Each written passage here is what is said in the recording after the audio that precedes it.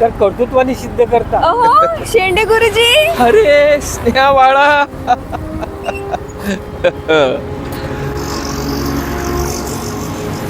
बऱ्याच दिवसांनी दिसतोय हा.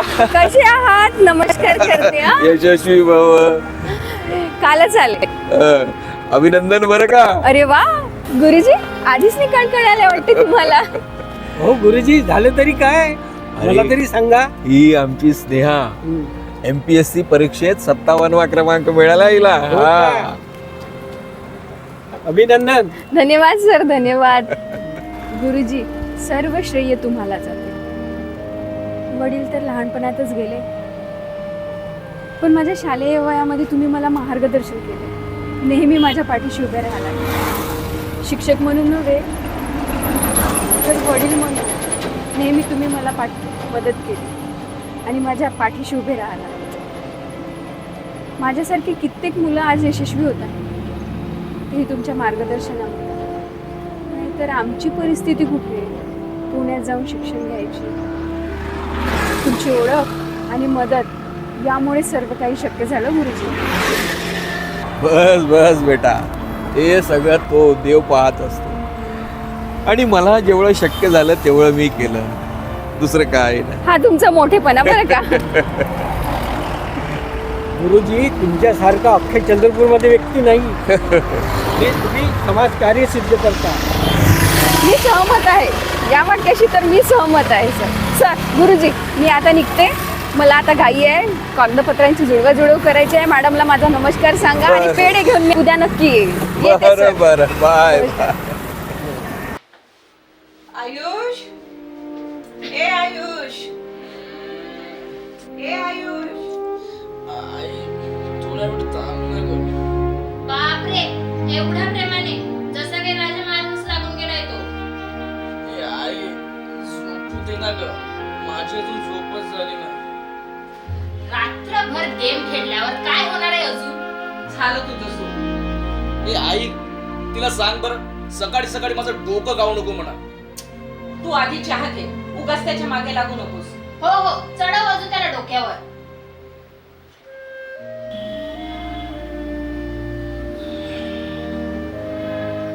काय म्हणतो आजचा पेपर? संध्या, ए संध्या, हो आले आले. अगं पाणी घे जरा. हो.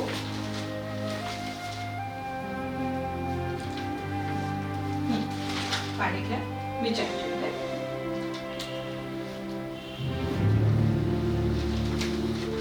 पप्पा, आयुष अजूनही झोपू नये आणि आई काही म्हणून म्हणत नाहीये त्याला. अगं आईची ममता, दुसरं काय. आयुषला ना जरा म्हणून शिस्त नाही. अहो गुरुजी, सकाळी सकाळी कशाला उगाच त्याच्या मागे लागता? रात्री उशिरापर्यंत अभ्यास करत होता तो. हो पप्पा, मोबाईलवर गेम खेळता खेळता अभ्यासही चालू होता त्याचा. आयुष, जसं काही तुला माहितीच आहे. हो. आयुष, पप्पा उठलो. हे आयुष. पप्पा उठलो, वॉशरूमला चाललोय. किती घाबरतो होतो तुम्हाला? जरा प्रेमाने घेत जा ना. मग सांगा तुमच्या लाडल्याला अभ्यासाकडे आणि कॉलेजकडे लक्ष द्यायला. तू तर फारच शहाणी आहेस ग. ईशा, अगं तो जरा अल्लड आहे, पण बेपर्वा नाही. हा, माझी शिस्त आहे त्याला. हा, थोडा मित्र मित्र करत असतो. आज त्याचा गुन्हा. माझाही पूर्ण विश्वास आहे त्याच्यावर. तो नक्कीच आपलं नाव मोठं करणार. अरे हा, एक सांगायचंच राहिलं. आपली स्नेहा नाही का, ती भेटली होती आज. हो का? हा, अगं APSC परीक्षेचा निकाल लागलाय. 57वा रँक मिळाला. अरे वा, खरंच खूप गुणी मुलगी आहे होती. हो. पण आज कसा काय तिचा विषय? अगं आज भेटली होती. रघु समोरच तिने आपलं मनोगत व्यक्त करायला सुरुवात केली होती. तर मग आणायचं ना तिला घरी. मी तोंडकोड केलं असतं तिचं. घरी येणारच आहे ती तुला भेटायला. नमस्कार सांगितलं तिने तुला. हा, अच्छा. पप्पा, तिची रँक बघता कोणती पोस्ट मिळेल तिला? माझ्या माहितीप्रमाणे अप्पर जिल्हाधिकारी किंवा तहसीलदार मिळावा तिला. वा, पप्पा तुमचा अभिमान वाटतो जेव्हा तुमचे विद्यार्थी असे घडतात. ईशा बाळा, अगं तुझ्या यशाचीही मला अशीच प्रतीक्षा आहे. माननीय जिल्हाधिकारी ईशा विश्वनाथ शेंडे. नक्कीच पप्पा. मागील 2 UPSCच्या परीक्षेत माझा निकाल काही तेवढा चांगला लागलेला आहे. होतंय. मागे तर मी इंटरव्ह्यू पर्यंत गेले पण तिथेही यश मिळालं नाही. पण जर तुमचे विद्यार्थी असे घडतात ना तेव्हा मनात अजून ऊर्जा निर्माण होते. बरोबर. चहा घ्या. तुम्ही पण चहा घ्या. माननीय जिल्हाधिकारी मॅडम, हो, माझंही आयुष्य काही कमी नाही म्हटलं. तो पण आता खूप अभ्यास करायला लागला आणि MPSC ची तयारीही करतोय. का ग? तो तर इंजिनिअरिंग करत आहे ना. अगं त्याने प्लॅन चेंज केला. या पप्पा, परत प्लॅन चेंज. असं आहे त्याचं.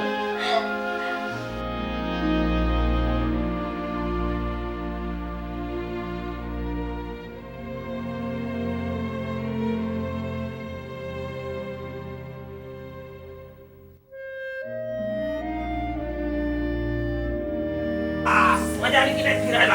आहा, पुन्हा जाऊ आपण उद्या. मम्मीला नाही, फक्त बिट्टू आणि बिट्टूचे पप्पा. यस. हो, बिट्टू आणि बिट्टूचे पप्पा. मी कुठे राहते घरी? मी फक्त काम करायला राहते आणि दोघच मस्त फिरून येत जा. बापरे बिट्टू, तुझी आई खवळली. आता तुझ्या पप्पाचं काही खरं नाही. तू म्हणतेस म्हणून पूल. शिकवा, अजून शिकवा तिला. म्हणजे माझं तर ते बिलकुल ऐकणारच नाही नंतर. अगं तू तरी कुठं ऐकतेस माझं? वा, हो की नाही ग? बोल ना, मी बोलते आईशी. बरं, बोल. आई, तू मला एक प्रॉमिस कर काय? की माझ्या पप्पाला काय म्हणायचं ते सांगून ठेव. पप्पाची लाडूबाई. हा, दोघंही ना माझं बिलकुल ऐकत नाही. जा तुम्ही दोघच फिरायला, मी निघते इथून. निघा निघा, आम्ही जाऊ. आमच्या मनाचं करू काय ग? आहो, मी काय म्हंटल की आपल्याला मार्केटला जायचंय. भाजीचं नाही आहे घरी. अगं आता नको ना, मला ऑफिसला जायला उशीर होतोय. आहा, पोरीला मस्त फिरायला घेऊन जातो तेव्हा वेळ नाही होत. जरासं काय मार्केटला म्हटलं तर हो नाही करता. बरं बाबा, कर लवकर तयारी, जाऊन येऊ लवकर. आवरा पटकन. हो. अगं हो, तर बिट्टूचं काय? बिट्टू, ईशाताईकडे राहशील? हा, ईशाताई म्हटलं की नेहमी तिचं होत असतं. बरोबर, तू आवर लवकर. चल लवकर. मी येते आवरून, तुम्ही पण आवरा. हो हो, चलो. बिट्टू, बापरे, ईशा का नाम लिया और ईशा हाजिर.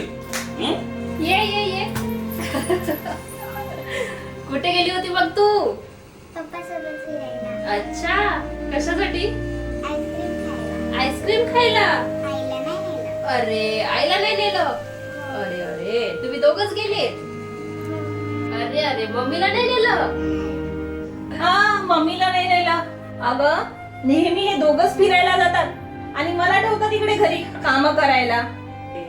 बरं, मी काय म्हणते, हा, बोल ना. आम्हाला ना थोडं मार्केटला जायचं आहे. अच्छा. थोडा वेळ हिला सांभाळशील? अगं, आम्हाला तरी कुठे करमते. राहील आमच्या सोबत. चल.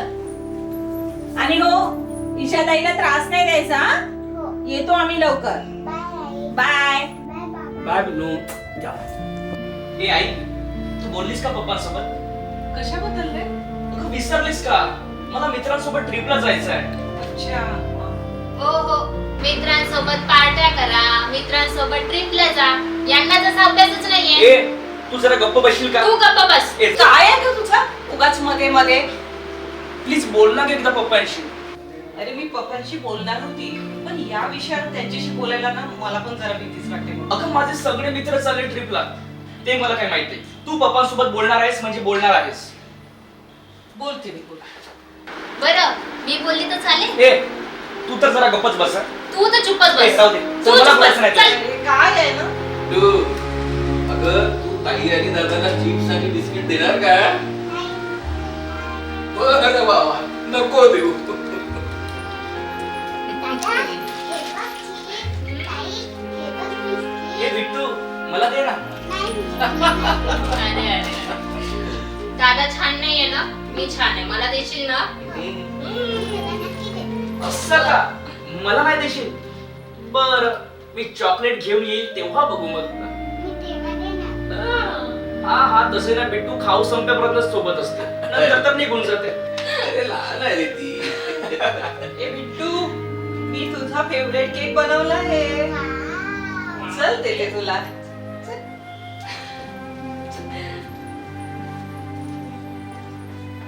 बिट्टू बिट्टू बिट्टू अगं थांब, मी आवाज देतो. बिट्टू नमस्कार गुरुजी. नमस्कार. बिट्टू कुठे आहे? त्या पप्पा आले. आलाय काय? पप्पा जवळ एका आवाजात गेली आणि मी बिट्टू बिट्टू मध्ये तर हो सुद्धा म्हणत नाही. मग काही खरं नाही श्वेता तुझं. हो ना. अरे दोघेही आलेत का? बरं बसा, मी तुमच्यासाठी चहा ठेवते. हा. माझ्या बिट्टून काय काय केलं असं सांग. अगोदर मला चीज, बिस्किट आणि चॉकलेट. मजा आहे बिट्टूची. पुन्हा पुन्हा केक. कोण? आई. वा वा वा, मजा आहे. केक पण. ए इकडे बर, इकडे जा. खोटारडी, चॉकलेट बद्दल तर आम्हाला सांगितलंच नाही ना. तुम्ही मागता ना, म्हणून मी तुम्हाला. अच्छा, आम्ही मागतो पण आम्हाला नाही सांगितलंस का? चहा ना. काय रोहन, कसं काय सुरू आहे ऑफिसचं काम? सगळं छान सुरू आहे गुरुजी. पण ते काय आता मार्च एंडिंग आहे ना, अहो, कामाचा व्याप वाढलाय. हो, बिट्टूला फिरवायला त्यांच्याजवळ वेळच वेळ असतो आणि बायकोला जर असं काही फिरवायचं म्हटलं ना, मार्च एंडिंगच असते यांची. गुरुजी, ही ना संधी शोधत असते नवऱ्याला बोलायची फक्त.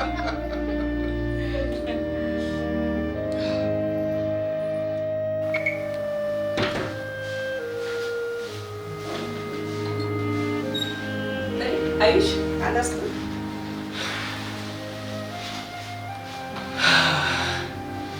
म्हटलास कविता? बरं तू जाऊन ना फ्रेश हो आणि जेवण करून घे. मी जरा भिसीला जाऊन येते. ठीक आहे. येते बेटा.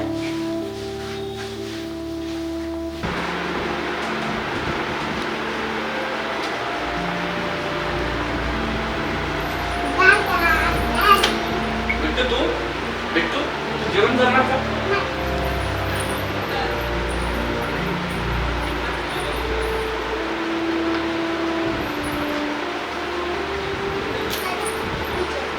बरं, जेवायचं आहे.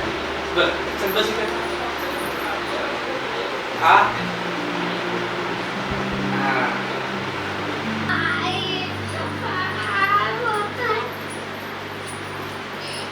आई, आई, काय झालं बिट्टू? आग होतंय. कुठे आग होत आहे? मागे. काही लागलं असेल ग? काय झालं? आग होतंय. दुखत आहे का?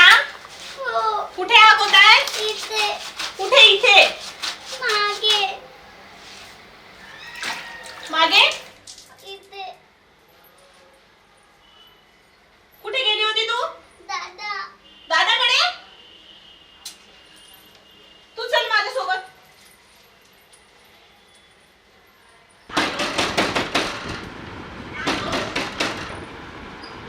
वहिनी, काय केलं तू बिट्टू सोबत? वहिनी मी काहीच केलं नाही. खोटं बोलू नको. वहिनी माझ्यावर विश्वास ठेवा. ती जेवण केलं निघून गेली. तू माझ्या मुलीसोबत काय वहिनी माझ्यावर केलं? विश्वास ठेवा. मी काय- खोटं बोलू नको. खोटं बोलू नको. खोटं बोलू नको. काय केलं तू बिट्टू सोबत? मी काहीच केलं नाही वहिनी. तू काहीतरी केलं माझ्या मुलीसोबत.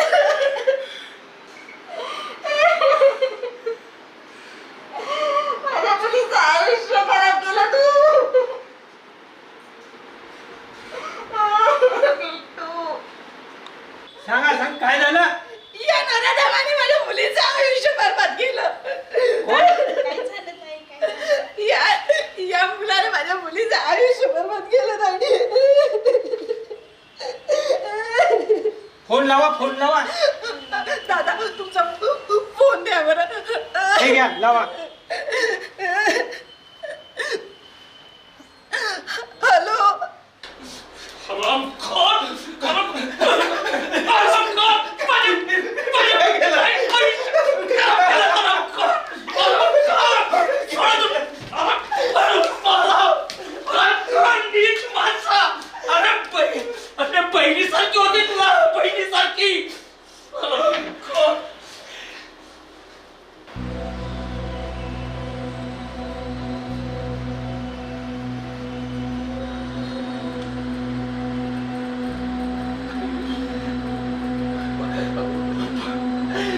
काय झालं?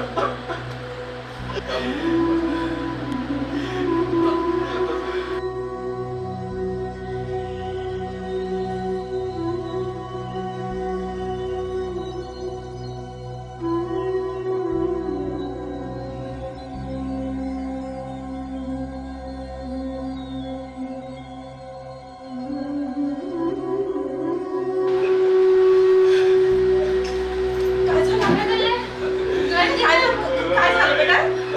काय झालं? तू का रडतोय? यांनी अतिप्रसंग केला असं लोकांचं मला विश्वास आहे.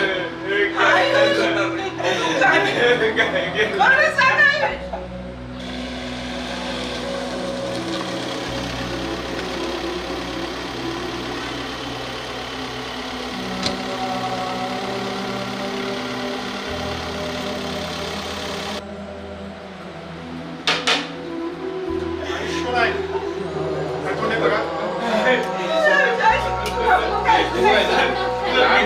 तूच केलाय ना भाई.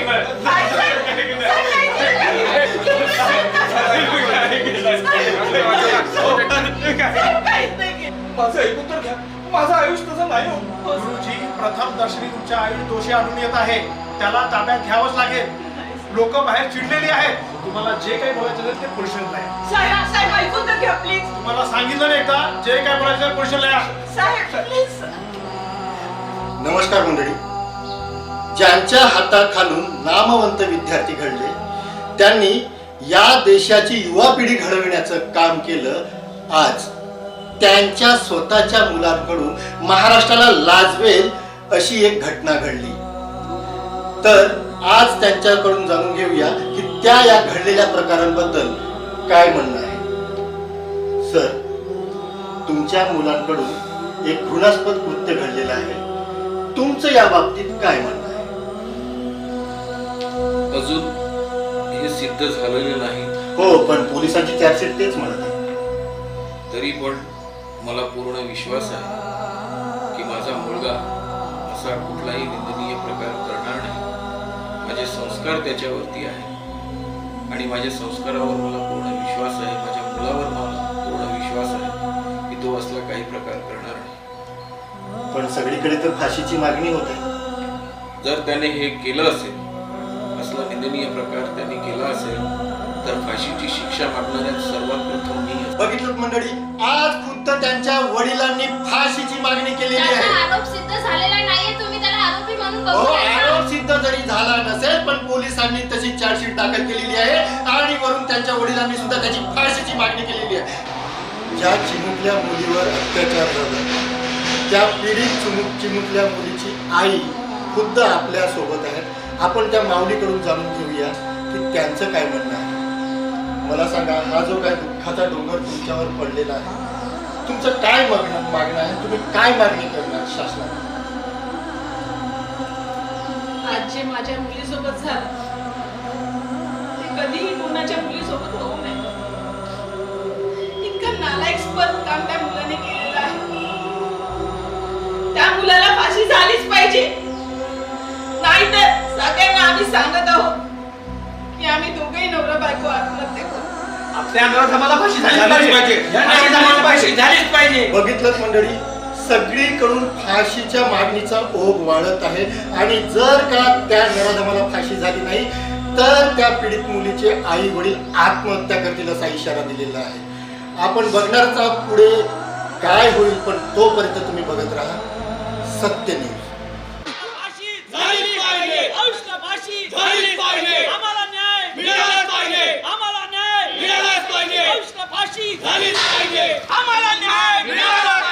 मी विश्वास इनामदार, सत्य न्यूजमध्ये आपलं स्वागत आहे.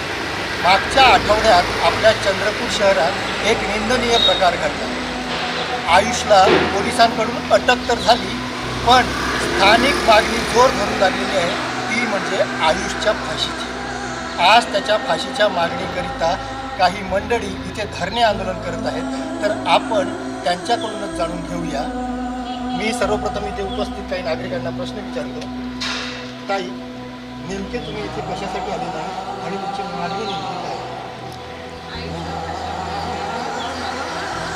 आयुषला फक्त फाशी आणि फाशी झालीच पाहिजे एवढीच यांची मागणी आहे.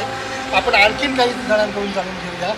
ताई, काय वाटतं तुम्हाला, आयुषला फाशी होईल की नाही होईल? आमची मागणी एवढीच आहे की आयुषला फाशी झालीच पाहिजे.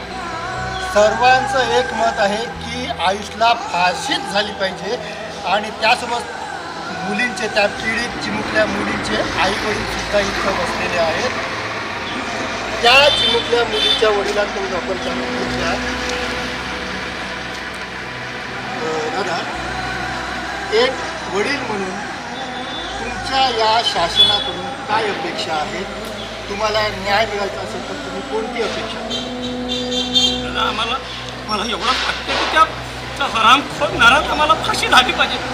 अहो, जे आम्ही भोगतोय ना, असा प्रसंग कुणावरही येऊ नये. 3 महिने झाले, पण आमच्याकडे कुणाचंही लक्ष नाही साहेब. मी तुमच्या वतीनं सरकारकडे एवढीच मागणी करतो की आम्हाला न्याय मिळाला पाहिजे. तर आम्हाला न्याय मिळाला नाही तर आम्ही दोघेही नवरा बायको आत्महत्या करू. आम्हाला न्याय मिळवून द्या साहेब, आम्हाला न्याय मिळवून द्या साहेब. या शासन व्यवस्थेकडून जर आयुषला फाशी झाली नाही तर या दाम्पत्यांनी आत्महत्येचा इशारा दिलेला आहे. समाजामध्ये असं व्हायला नाही पाहिजे ना. आणि त्यांची घरची पाहणं, ती सासूस काम करते आणि सून नुसती बसून राहते. असं कसं चालते? त्यांच्याकडे सवयच आहे तशी. यावर्षी गणपतीचा कार्यक्रम चांगला झाला पाहिजे. वर्गणी असं मागणं नाही करायला पाहिजे ना. वर्गणी मागणार नाही आहे नाही, यावर्षी वर्गणी नाही घेणार आम्ही त्यांच्याकडून. का? भाऊ, यावर्षी वर्गणी किती जमा करायची? नाही नाही, नाही, नाही. तुमच्याकडून वर्गणी नाही घ्यायची आम्हाला. तुमच्याकडची वर्गणी नाही जा मागणार तुम्ही. यावर्षी. साहेब, आज अल्पवयीन बालिका आणि आयुषच्या प्रकरणाचा अंतिम निकाल येणार होता. तर संपूर्ण चंद्रपूर शहर आणि पूर्ण भारतीय जनता आतुरतेने वाट बघताय साहेब. तर या प्रकरणात काय निकाल आला आहे साहेब? आज आयुष्य प्रकरणाचा निकाल आलेला आहे. आयुष्याच्या प्रकरणामध्ये आज माननीय न्यायालयाने अंतिम दर्शनी बघितलं असता मेडिकल चेकअपमध्ये जी आपली मेडिकल रिपोर्ट आलेली आहे त्याच्यात काहीच निष्पन्न झाल्यामुळे आयुषला निर्दोष मुक्त करण्यात आले. साहेब, प्रथमदर्शी पोलिसांच्या तपासात सुद्धा आयुष आणि मुलगी त्या ठिकाणी एकटे होते. संपूर्ण चंद्रपुरात एवढी निदर्शन निघाली, पूर्ण देशभरात आंदोलन झाली आणि तुम्ही म्हणताय की आयुष हा निर्दोष आहे. नाही, मान्य आहे, बरोबर आहे, तुमचं म्हणणं बरोबर आहे. त्या दिवशी असं घडलेलं होतं की आयुष हा एकटा होता. आयुष हा जेवण करत होता. छोटी बालिका होती, ती छोटी बालिकासुद्धा त्याच्यासोबत जेवण करत होती. त्यानंतर तिला शीला लागली तर ती वॉशरूमला घेऊन गेली. तर वॉशरूमला तिला पॅन्टी काढता येत नव्हतं. तर आयुष तिला मदत करायला गेला. आयुषचे हात हे टिकटानं भरलेले होते. तर त्यामुळे तिला त्या पॅन्टीला हात लागल्यामुळे तिलासुद्धा त्रास व्हायला लागला होता. तर त्या त्रासामुळे त्यावेळी ती खूप रडत होती आणि ती आपल्या आईला जेव्हा सांगितलं मला त्रास होता, आईला गैरसमज झाला की कुठेतरी बालिकेवर अत्याचार झालेला आहे. सर्व परिसरामध्ये असं घडलं की बालिकेवर अत्याचार झालेला आहे. त्यामुळे पोलिसांना सुद्धा प्रथमदर्शनी असं वाटलं की हा अत्याचार यांनी केलेला आहे. अंतिमदर्शनी ज्यावेळेस न्यायालयात हे प्रकरण आलं त्यावेळेस जी मेडिकल रिपोर्ट आहे त्याच्यात निष्पन्न असं झालेलं आहे का हा अत्याचार झालेला नव्हता. त्यामुळे माननीय न्यायाधीशाने त्याला निर्दोष मुक्त केलेलं आहे. अरे यार, खूप दिवस झाले पार्टीला वगैरे कुठं गेलो नाही. यार, चला जाऊ का आपण? बम मिळू का पार्टीला? अबे तू कुठे इथे हरवेडी टिंग टिंग करत राहते यार. काय नाटक आहे याची यार? चला गावात साई- चला मेरी घरी. काय आला? कुठं आला या